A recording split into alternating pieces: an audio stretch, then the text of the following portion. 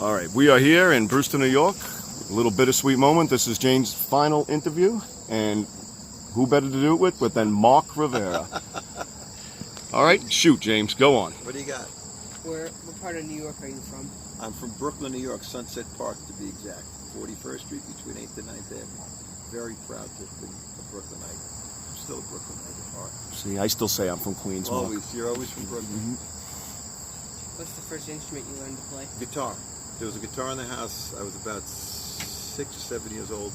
And I go, doo, doo, doo. I knew if you went up, it got higher.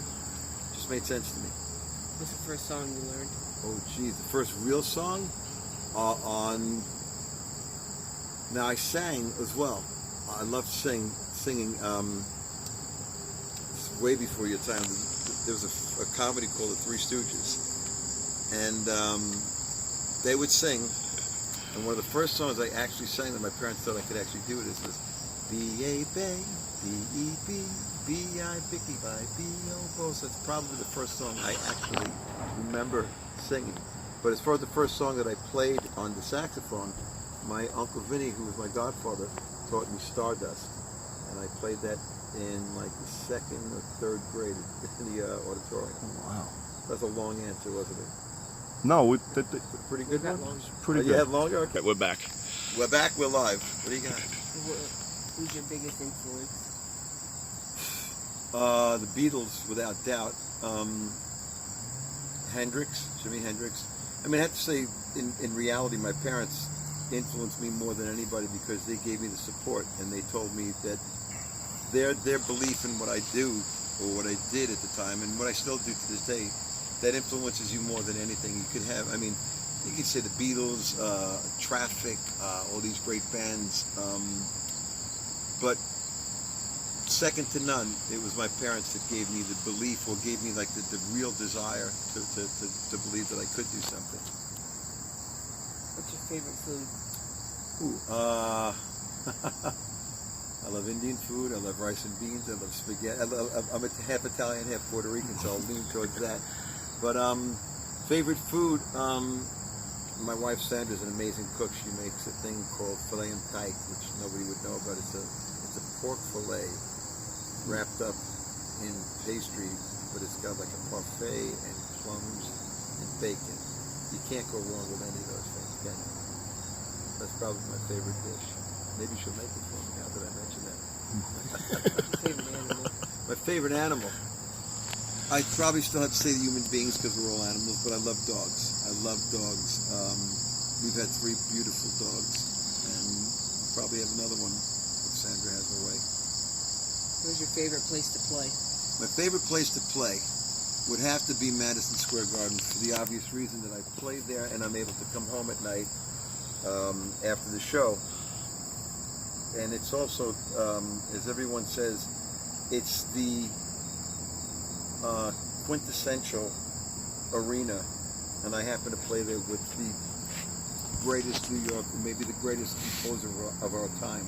So it's a double win. I play at the greatest venue in the world with the greatest entertainer and the greatest songwriter. So it's a triple play.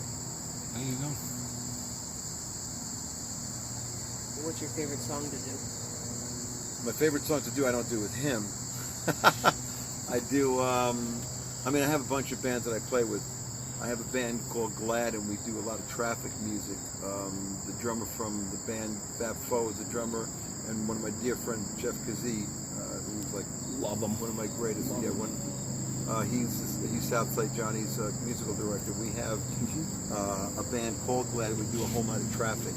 And as I mentioned before, you talked about my influences. One of them would have to be Traffic, Stevie Winwood in particular, and I get to sing all night long Traffic tunes. I get to play sax, flute, bass, percussion, and then there would have to be a tie with any Beatles song that I ever get to sing because, in my opinion, they are the greatest songwriters.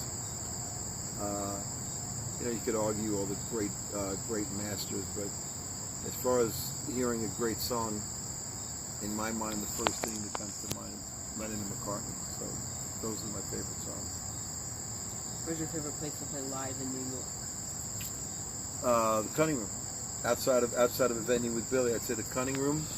It's a great venue on 32nd Street, and I do a lot of my shows there. I do a show called Glad. Another one is called Mark Rivera's '67 Chevy, which is another group that I have with it's basically Steve Van Zant's rhythm section, which is just a joy to play with. And we do everything. We call it. It's a tribute to the kings of rock and soul. We do everything from the Beatles, Hendrix, the Stones, Sly.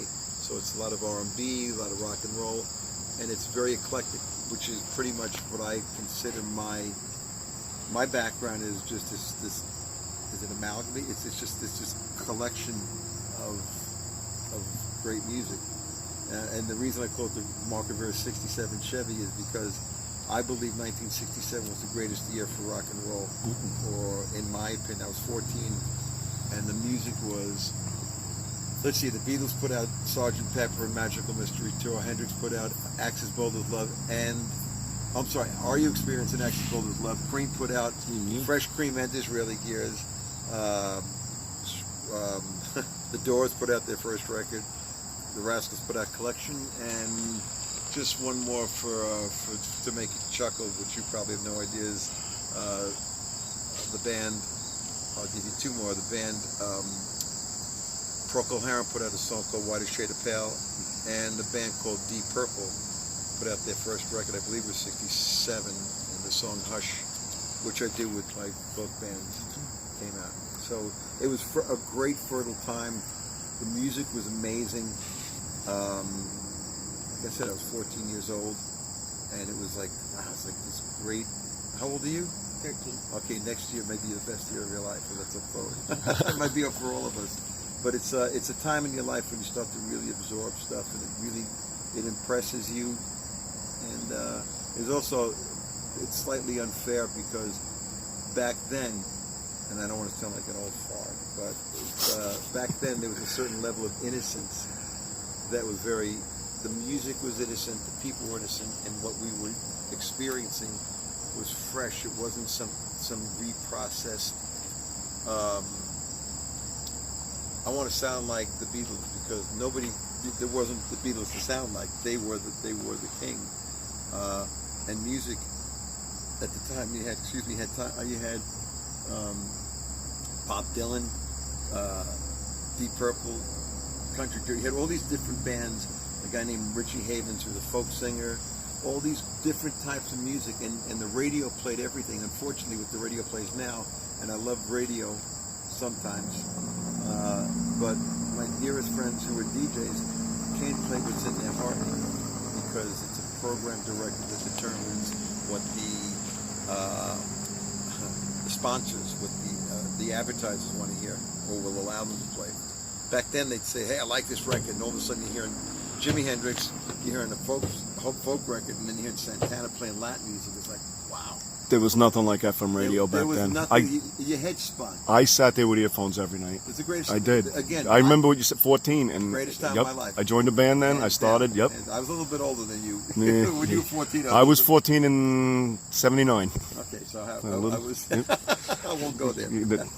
So go on, James. I think that's it. That's okay. it. Now Gotta I ask have me a some few. other questions. I have a few for you. Okay, this is going to get me in trouble. No, these aren't trouble. These are good. You mentioned that you're Billy. How about Ringo? What's it like playing with him? That's got to be amazing. Look, I've told Billy. I had one time a conflict, a timing conflict between Billy and Ringo. I'd already promised Ringo I was going to be able to go with him to South America. I think it was a February tour. South America. It was like the summertime down there. And Billy decided, well, we're going to go do a couple of shows in, I forget where it was, Dublin or whatever. And so I got the call, and I reached out, and Billy called me back and said, hey, what's going on? I said, Billy, I have a chance to, I've been with Ringo for 20 years at the time. That's where I first remember you. Yeah. And I said, Billy, I promised Ringo, I said, I can't back out. I literally can't do it. And it was the first time I had to tell Billy I couldn't do something. And actually, it was in person. We saw each other. We talked about it. And he said, well, Billy Joel, the Beatles. Joel, the Beatles. He goes, I guess I understand. So to answer your question, it's like what I call the circle coming around to complete. They are the ones who got me. I mean, my Uncle Vinny taught me to play saxophone. I was like 8 years old, and I played the songs that I played, and I did this, and I played in the band, and I did all this stuff. Then I saw the Beatles. I was like, holy crap, they don't have a saxophone player. I better learn how to play bass guitar. Wow. But that was a pivotal point. I mean, the other thing is I played with 3 of the Beatles. I played with John Lennon in 75. Oh, you did? I think it was 75 or 76. Yeah, I did a couple of TV shows with him. And obviously I played with Ringo extensively. And we did about 3 or 4 shows before Paul showed up. Okay. In fact, one of my greatest thrills is Joe Walsh called me up and said, hey, Mark, Paul wants to do a tribute to Ringo's 70th birthday. He goes, you know Paul. I said, yeah, I know Paul. He's like, but it was really cool. So the band was, I wasn't touring with Ringo at the time. Ringo's band was Edgar Winter, Rick Derringer. Well, you met Rick. You met Rick? Okay, so Rick Derringer, he knows him. Edgar Winter. Joe Walsh played second guitar. Well, Joe Walsh played guitar. There's no second guitar. I love Joe Walsh. And Greg Bizinet played drums, and I sang background. And I actually had to correct Paul twice. on his own music? Yeah, well, he hadn't played. Some of it, for a long yeah. time. But it was just a minor thing. Right. Took it well. I mean, again, one of my favorite things to learn when you're young, or any time of your life, because I have friends of mine who don't realize this, you can be confident in what you say without sounding arrogant. In other words, if you tell somebody, by the way, you can tell your father, hey, Dad, that's not how it goes. Or you go say, no, Dad, that's not what it is. You know, you could be aggressive and arrogant, or you could be confident in what you feel, and you learn more. You know, there's the expression, you get more bees with honey than vinegar. But the bottom line is, if you know something's wrong, you could say something about it, and it's pretty simple, I think. So you've been like a musical director for these guys, both Billy and Ringo. I was, but Billy. The idea of being Billy's musical director, we have David Rosenthal is a musical director. Tommy Burns was a musical director. I was a musical director. Doug Stegman. Billy's band is the greatest bar band that ever existed. We could play anything. Billy can call it a song in the middle of his show, which and he you has do change it up during the shows, correct? all the time. Right. And Billy has no qualms about, hey, let's do this, let's do that. And I mean, it's the greatest bar band ever. Tommy Burns, I will say hands down, has the most amazing pair of ears outside of Bobby Mayo, and he'll allow me to say that, and maybe T-Bone. But Tommy's deep, and Billy will call out a song, and Tommy just strums it along. And you were tight with Bobby Mayo, right? There were no. It's like a brother, right? There were no tighter people. Yeah. Bobby and I went through many awards together, and T-Bone. They're both, as my father used to say, they were absent friends. I just called Bobby's wife and son. August 25th was his birthday, and you don't. I mean, I always used to call Bobby my American Express card. I wouldn't leave home without him.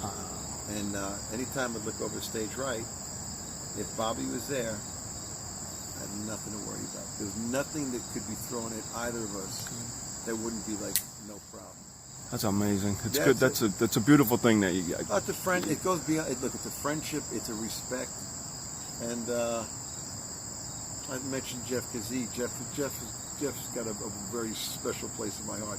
I met him once quickly at the City Winery when he did the Paul Fool. Paul Fool. Yes. Oh my God. We had an hysterical time with him. Yeah. And Southside was fun, but the other guys in the band were great. G.E. Smith played with them then. George, right? yeah. Great. Oh, we love him. Yeah. You're working on a play. How is that going?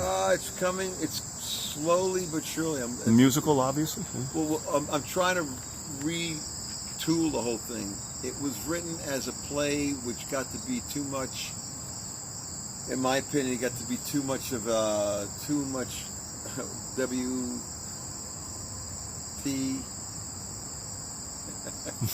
WTMFI, and I don't tell you what the F is. There's way too much information. And it got to be this chronological events thing. And it's got to be, it shouldn't be a play. It should be a performance. It should be a celebration of my life and the people I play with. So I'm kind of retooling it. It was received very well, but I think it could be spectacular. And Good. not like that I'm spectacular, but the music and what music does. And one of the quotes that I said before was one of my father's quotes about you can be confident and arrogant. Those are the things that you should come away with. But it's coming along little by little. Good. We hope to see it soon. I hope so as well. We will get to the garden. We are planning on it. We haven't. I haven't taken. Me and Michelle seen Billy with you a bunch of times, he's but gotta come we got to get him. We got to change James's life. We got to get him. You'll You'll Are see. you playing an instrument? He started with the guitar, and then it wasn't working. I think we had the wrong teacher. Well, you know what? Did you love it? It was okay.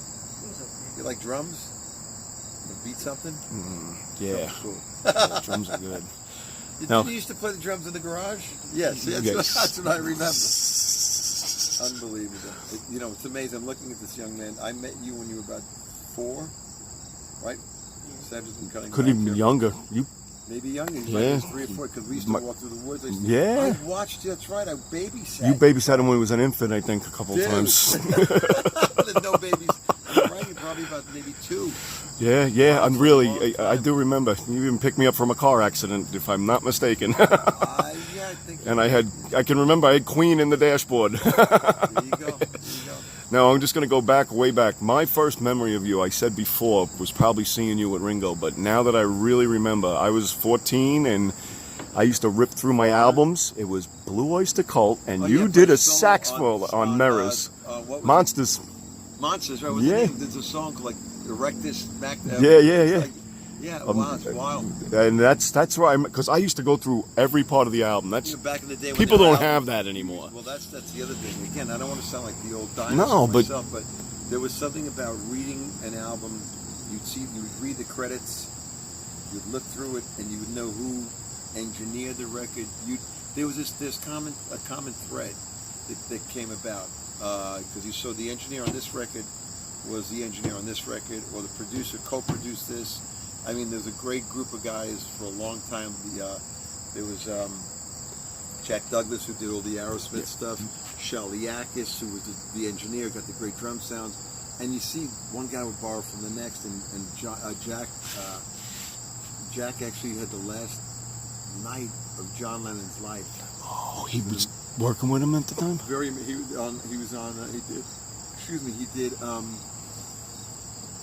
was the last? Our life together. Double Fantasy.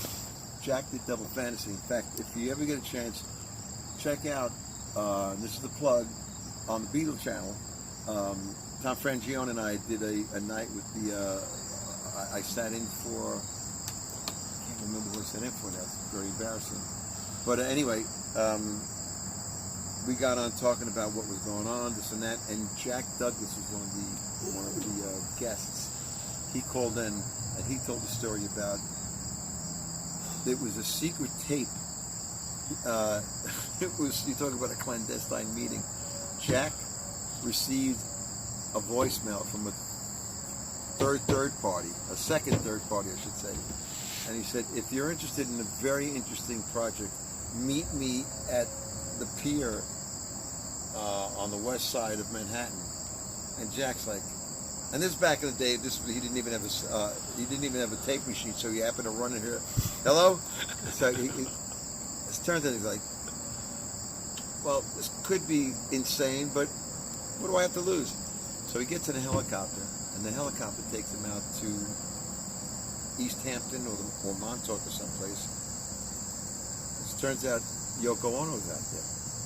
And Yoko Ono handed him a tape of demos, and I think it starts out with John saying, I don't even know if these are worth anything, but give it a listen, and would you consider coming down? Oh, wow. It's just, but the story gets deeper and deeper. So if you get a chance, if any of you get a chance, check out Jack Douglas on the Beatle channel. It's phenomenal, and Jack is a spectacular, he's just a very dear friend, but it's a great, great story. And I just wrap up quick. We don't want to take up too much of your time. We know you're busy. Well, I had to cook dinner for my bride. See, we got to do that too. All right. We're in the That's same truth, boat. see? I get home early now. Now I'm 6 to 3. Oh, there you go. But I got everybody in the loading dock at 3 Times Square. When we had the radios, they took them away about a year ago. We listened to 101 and Scott. Oh, and Scott. when people started finding out I knew you, because I put that up, and you would come on. It's just amazing. They won't play your album or anything. No, even Scott. I've called in a million times and asked them, please play a song by him. The bottom line, and I respect. I have 2 very dear friends. Ken, right? Ken Yeah. Dashow. I mean, Ken has championed my record. You do breakfast with the Beatles with him and Yes, I everything. do. Yeah. And I love doing that. Again, it's That's something we'll do, James. Yeah, That's something we got to Breakfast do. with the Beatles, We'll have you fun should- with that. You should come down. In fact, I'll tell you if you can, get up bright and early on a Sunday. It's at the Cutting Room, James. You love it Cutting there. Room. And we're doing it for John's birthday. It's the next Okay. one. It's going to crush. You know what? We're going to come to Gonna that. crush. I'm Good, telling you. good. And, Looking forward. But I was going to say real quickly, guys like Ken and guys like Scott, they love the music.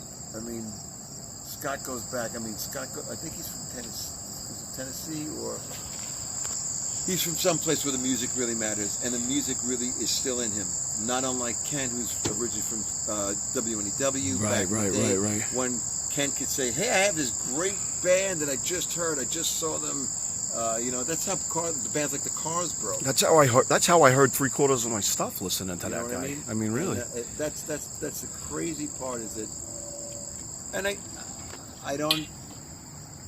I understand. I can't say that I don't understand why they do it.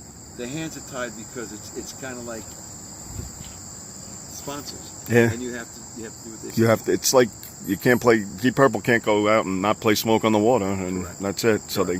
But But when you guys are promoting new albums, they should it's tough. at least I mean, you have gotta go 10 minutes where you serious play new radio. music. Yeah. I mean, Ken didn't, but Jim Kerr played my record like at 6:30 in the morning one time. Okay. Which was cool. Very And then good. Scott played it 1 or 2 times. Right. And every time I'm on the Breakfast with the Beatles, they'll play cut. Money, Money, Money, because Ringo's Nice, on it. right. And then when I do the on the Beatles channel with Tom Frangione, I'm really remiss. I can't remember who. Well, Dan near. It'll come to me once we're done, and I'll feel And so terrible I couldn't remember. Anyway, they play my record, and they love the record. it's a good record. It's a Thank solid you. record. I think it's a solid record. Yep. Someone said if it would have come out in 1979, it'd be a rock You would have been a star. hit. It's not. I It's know. a solid record. Well, I appreciate that. We got a copy down in Delaware. We played at Michelle's parents' house too. We're going to take a picture so they know We're going to this take a actually picture, happened. All right, we good? and we're done. Thank Well, you hold for on, your give time. a peace sign. Peace and love. Peace and love.